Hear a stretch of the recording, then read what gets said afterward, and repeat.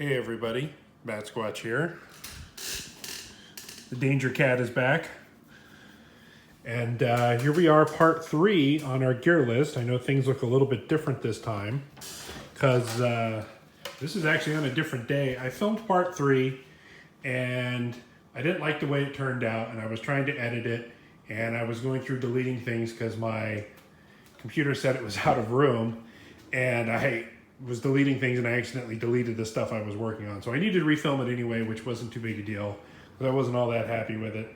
So here I am refilming it. By the way, people in part 1 and 2 were saying, where's your fire survival stuff? Well, I actually do have it with me. I always have paper with me in a bunch of different forms. Envelopes, paper gauze, first aid kit. I do have 3x5 cards to write on and other stuff. And I usually always carry 1 or 2 lighters. Typically when I'm out in the woods and doing this stuff, I have a lighter in my pocket, but I usually carry a regular lighter anyway. These are much better if you're actually trying to start a fire than a little Bic one, because you can hold it on for a lot longer and everything else. So yes, I do have fire starting provisions with me. I just forgot to show it. But yeah, we're going to talk about the evidence collection. Oh, we could use you as a volunteer. This is perfect, actually. So say if you're out in the woods and you want to collect evidence. Now, there's a bunch of different things we can collect from Sasquatch. And one of the most basic things you can do is you can have a small ruler with you, or small tape measure. If you come across a footprint, you can use the... You can show it for scale. You can take a picture next to it. You can measure things. You can, if you got a bigger tape measure, you can measure stride length and document it. Now, let me talk about documentation. Now, someone was giving me a lot of crap online, which I take lots of crap online, in the comment section. Hey, where's your notebook and your scientific journal and all this other stuff? And I'm like, well, yes, that's adorable. Thank you. You're going to really steal the show this episode. Well, to be honest, might as well put the cat in there while I'm just talking. To be honest, I'm usually filming everything and taking still pictures and filming as I'm walking and looking at stuff and looking at trail cameras. And if I come across like some hair on a tree line or a footprint or a tree break, I'm usually filming it with video and talking and taking still pictures. And I do take notes. I have extensive notes on my phone in the note sections, and I always have my phone with me. What's nice is if I'm in a hurry and I get gear in my hand, I can just hit the voice to text thing and just start rambling off what I want. Now, I know that's not 100% perfect. I can go back and edit it later. But, and also the markup feature on when you take still photos on your phone, you can mark up and add notes and type stuff on there. And I've done that before too. Like, this is photo 1, added a 1, added a 2, added a 3, and then gone in my note section, say, photo 1 next to tree, next to this, next to that.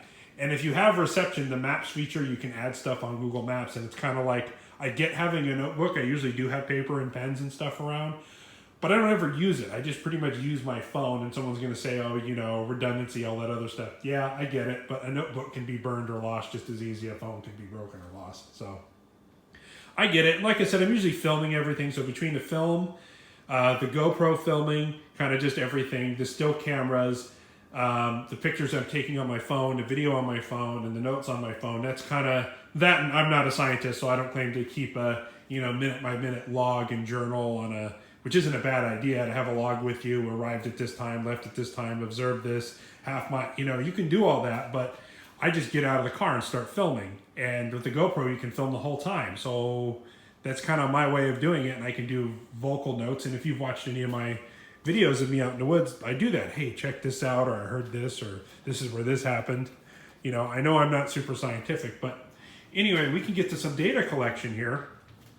So there's a few things going on. These tubes you would see for scat samples, if you're brave enough to pick up a scat sample, or you get a bone fragment or a piece of flesh, whatever, something you're not sure what it is, something other than, like, say, a piece of hair. You want to collect it. These little tubes are great. If it's something bigger, like a bone or a chunk of something, or like you find a jawbone in the woods that looks human but doesn't look human. I mean, that's what the bigger plastic bags are for.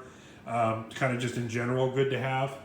And the envelopes are actually how you store hair samples, because a lot of hair samples get contaminated as human. Now that's a whole nother debate whether the human,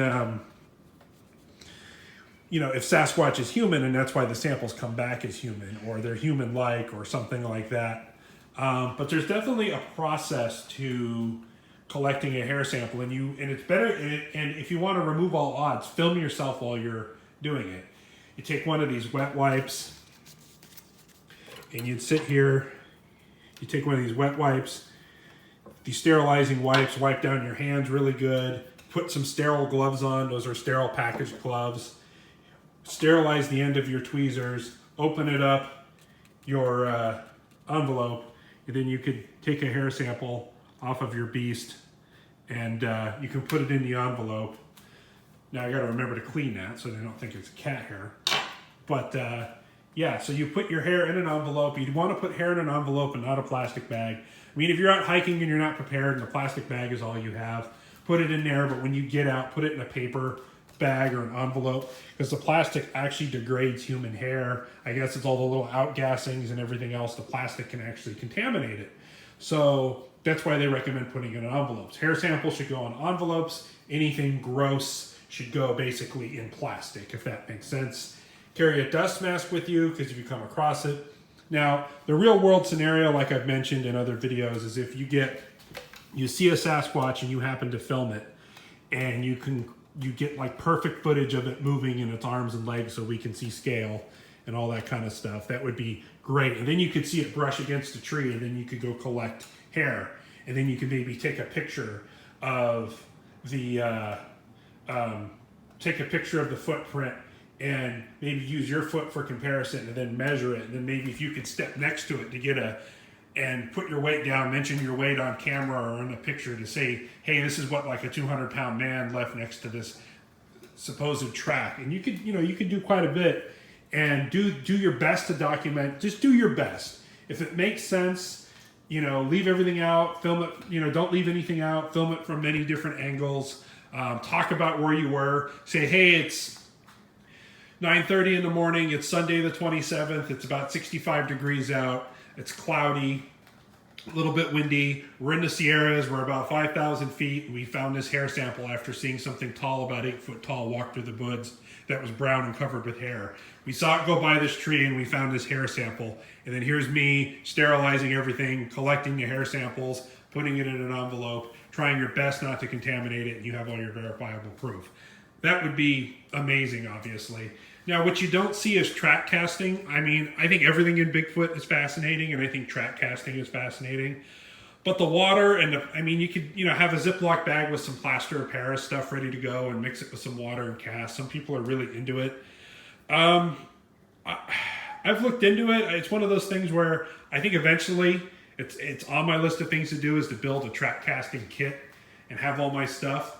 But between my filming equipment, which I'm a YouTuber primarily, a paranormal YouTuber. So between my camera equipment and the normal forensic stuff, and then normal human stuff like food and water and bug spray and walking sticks and firearms and everything else we bring with us, the track casting stuff is kind of heavy. And I think what I'm going to do is keep it like in my car, set up a track casting kit, do a bunch of research on the best way to do it, and leave it in my car. And so that I take out to these locations. So when so if I really need it, maybe I can hike back and get the kit or have one of the other guys carry it. But I don't know if it's going to primarily make it into the go bag for Bigfoot, so to speak. By the way, I have a kid. That's why there's toys everywhere. Anyway. So yeah, that's pretty much data collection. This is pretty much, you can find these little DNA hair sample kits. My mom actually made this one for me, and she's got a background in science and anthropology. So she was really good, and she did a lot of research. Thanks very much. I mean, popsicle stick for smearing a sample into something, or, and then you can label everything, make sure you have a pen and a Sharpie to write on the tubes, the date and time. And she put it all in this little handy bag here, so I can take it in and out of this if I just want to take this little kit with me. Like I said, a tape measure is pretty awesome to have for scale. If you want to fit maybe like a folding ruler, I like little tape measures, especially something that goes 5 or 6 feet at the very least. That's good because if you do catch a footprint, you can gauge the footprint, and then you can also gauge the stride with it. Also, maybe if you had a long enough one, you could probably put it and push it up in the air. If you like, hey, its foot was right at the bottom of this branch, and you could say, oh, okay, the net was 12 feet high, and get an exact thing. So having a tape measure with you is good. I just like this cheap little plastic guy because I don't care if I lose it, and it's lightweight. Most tape measures are kind of heavy, and after a while, all this gear really adds up, and I'm pretty out of shape anyway. So yeah, that pretty much concludes my little data collection bag. Like I said, I do take notes on my phone. I do usually have a notepad and stuff with me if I really need it. But I usually just use the notes feature on my phone. Even if you don't have reception, the notes still work on your phone. I'm usually filming everything anyway, so I don't usually have the whole scientific captain's log notebook kind of thing. If you want to do that, that's great. I think it's a good idea. But me, just because I'm filming and documenting everything anyway, and I'm not super scientific, so it's pretty much just easier for me to say the stuff like time, date, location, weather, where we are, that kind of stuff, and just say it over the camera and have a good look around. Plus in a notebook, if I'm like, oh, I'm approximately a quarter mile in next to the two big oak trees and one has a crossed branch, it's just easier if I can just look at the camera that I use to film and know where locations are and everything else. So that's kind of my 2 cents on it. I know I'm probably making some scientific mistakes, but I just try to keep everything in this as sterile as possible. Film yourself doing it, wipe your hands down, put sterile gloves on, sterilize the end of your instruments, keep everything separate, and just be prepared. I mean, we all know about the conspiracy government part of this stuff anyway, and if you send in a sample of Sasquatch hair, they're probably just going to tell you it's human anyway. So, yeah. Anyway, but this is if you want to have a good collection. I recommend you film, take everything, take your notes, show it on a map, do what you can. So that's kind of it for my little tour of my DNA and hair sample collection kit. Thanks, guys.